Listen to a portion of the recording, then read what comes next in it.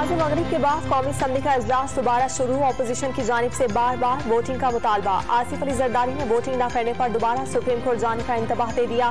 बिलावल भुट्टो का आज बगैर वोटिंग कौमी असम्बली से न जाने का ऐलान।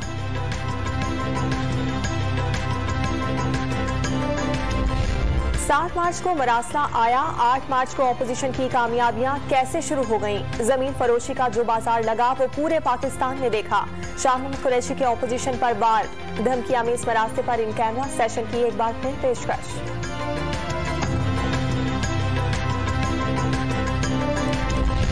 इलेक्शन कमीशन में पीटीआई के मुनहरिफ अराकीन से मुतालिक केस दायर। मुनहरिफ अरकान को वोट कास्ट करने से रोकने की सजा।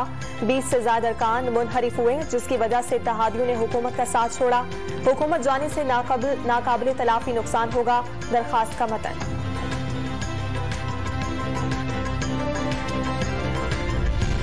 पीटीआई के मुनहरिफ अरकान की नाअहली की तशरीह से मुतालिक सदारती रेफरेंस सुप्रीम कोर्ट में समाअत के लिए मुकर्रर। चीफ जस्टिस की सरबराही में 5 रुकनी बेंच 12 अप्रैल को समाअत करेगा।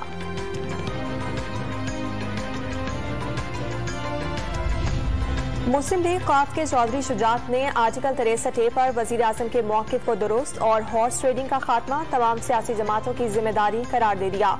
हॉर्स ट्रेडिंग के खात्मे के लिए इलेक्शन कमीशन से भी इक़दाम उठाने का मुतालबा।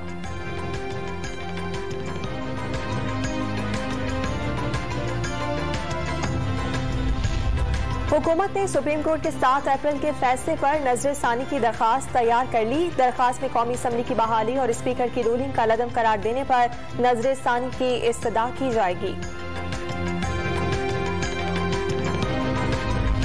और वजीर आज़म इमरान खान ने विफाकी काबीना का खुसूसी इजलास तलब कर लिया। ज़राए के मुताबिक इजलास रात 9 बजे होगा।